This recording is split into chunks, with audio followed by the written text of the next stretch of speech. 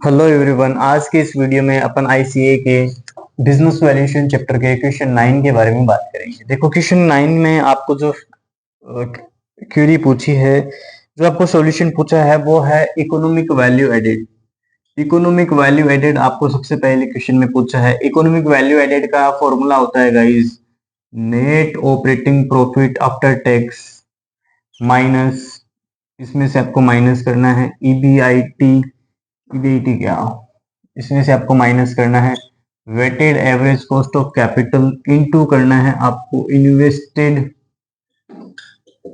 Capital, या फिर आप बोल सकते हो कैपिटल एम्प्लॉयड।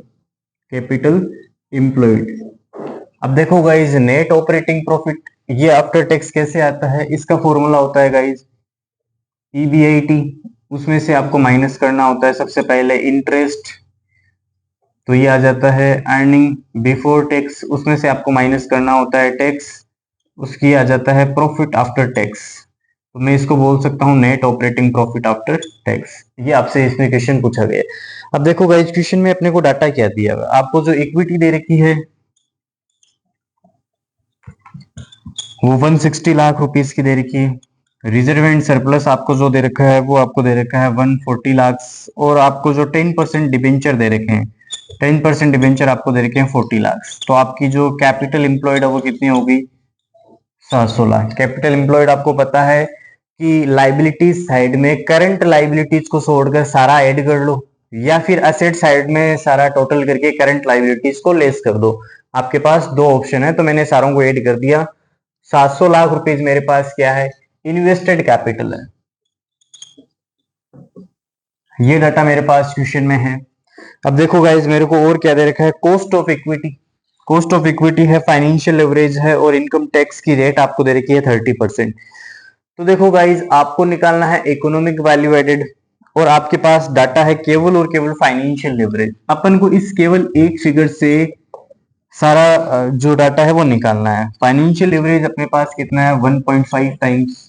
आपने सीए इंटर में पढ़ा होगा guys, operating leverage, financial leverage. तो फाइनेंशियल लिवरेज का आपने फॉर्मूला क्या देखा था, इसका जो फॉर्मूला होता है वो होता है ईबीआईटी अपॉन ईबीटी।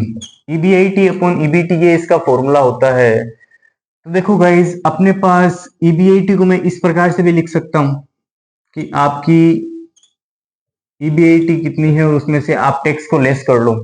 अगर मैं ईबीआईटी अपॉन ईबीटी लिखूं तो मैं उसको इस प्रकार से भी लिख सकता हूं। अब देखो गाइस, क्वेश्चन में आपको और क्या क्या डाटा दिया हुआ है। क्वेश्चन में जो डाटा दिया हुआ है उसी के बेस पर है वो अपन ये क्वेश्चन है वो सोल्व करते हैं। देखो गाइस, जो टैक्स की रेट आपको दे रखी है, टैक्स की रेट आपको दे रखी है वो कितनी दे रखी है, अर्निंग बिफोर टैक्स लिखना ना, यहाँ पर आपको लिखना है guys earning before EBIT upon EBT.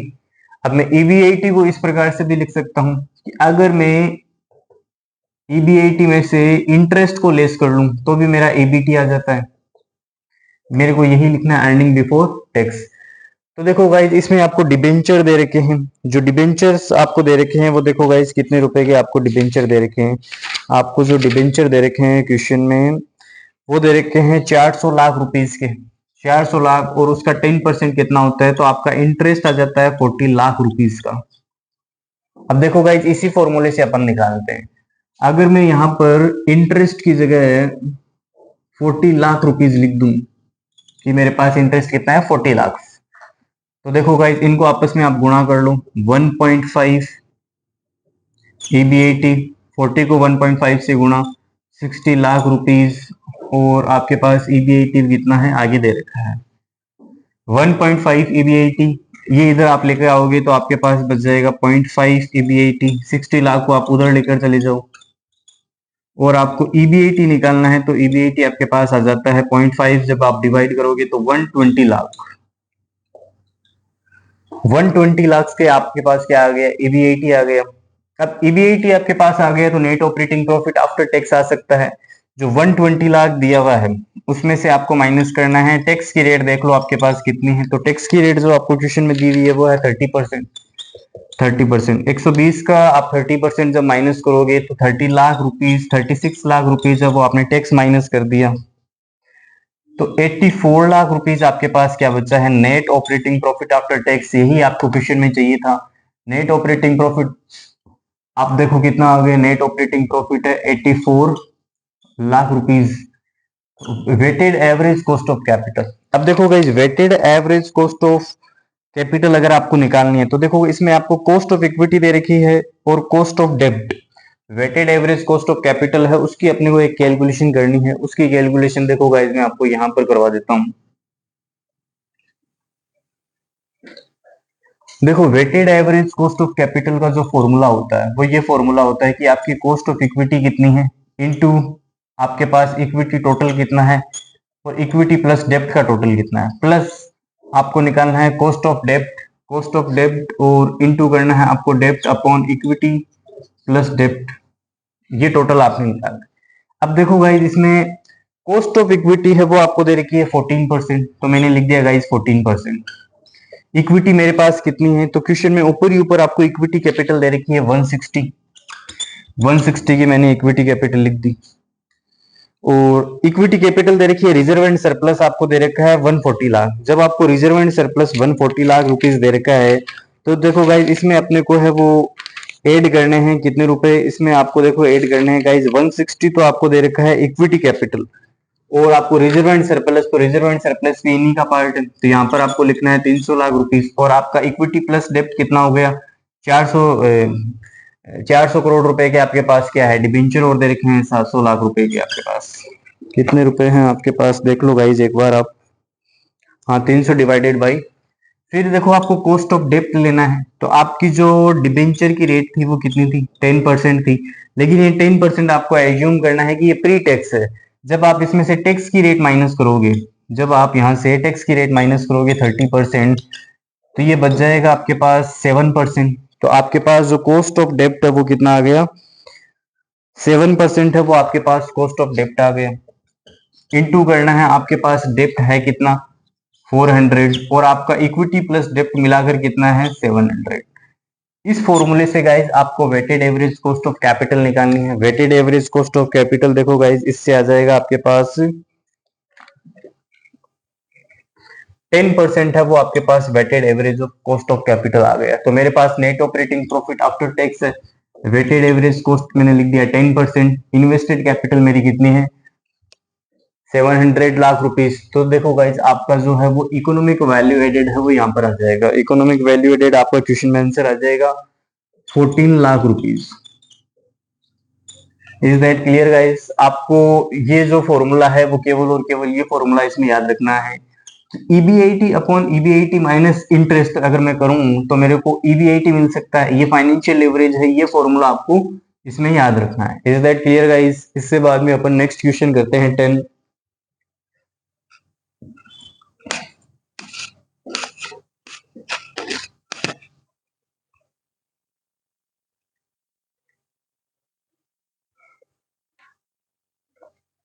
Question number जो 10 है वो भी सिमिलर टाइप का क्वेश्चन है, कुछ हल्का फुल्का इसमें चेंज आपको है वो दे रखा है।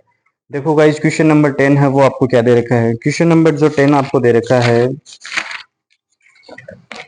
कि आपके पास डेब्ट है, इक्विटी है, इन्वेस्टेड कैपिटल, और आपको क्वेश्चन में पूछा क्या है required estimated weighted average cost of capital और इकोनॉमिक वैल्यू एडेड।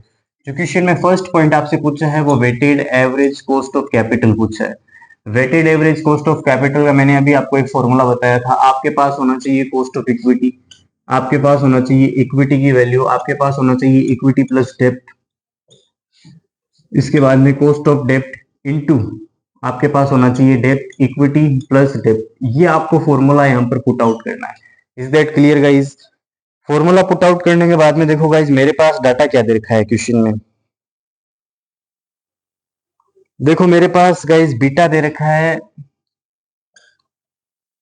1.36, मेरे पास रिस्क फ्री रेट दे रखी है मेरे पास 8.5%, और मेरे पास जो रिस्क का प्रीमियम दे रखा है, रिस्क प्रीमियम दे रखा है ओवर रिस्क फ्री रेट, मतलब ये केवल और केवल प्रीमियम है, ध्यान रखना। आपका जो प्रीमियम दे रखा है वो कितना है 9%। अब देखो गाइस इस डेटा से आप क्या निकाल सकते हो, आपने CAPM अप्रोच पढ़ी होगी जिसका फॉर्मूला होता है RF plus beta into market premium, market का रिस्क प्रीमियम है वो कितना है। तो आपके पास रिस्क फ्री रेट दे रखी है 8.5%, बीटा आपके पास कितना है 1.36, और मार्केट का रिस्क प्रीमियम है वो आपके पास है 9%। तो इस फॉर्मूले को मैंने यहाँ पर क्यों लगाया, क्योंकि मेरे को यहाँ पर क्या चाहिए, कॉस्ट ऑफ इक्विटी। तो कॉस्ट ऑफ इक्विटी तो आपका इस फॉर्मूले से आ जाएगा। इस फॉर्मूले से जब आप कॉस्ट ऑफ इक्विटी निकालोगे, ये आप कैलकुलेटर पर कैलकुलेट कर लेना गाइस। इस फॉर्मूले से जब आप कॉस्ट ऑफ इक्विटी निकालोगे तो आपके पास आ जाएगा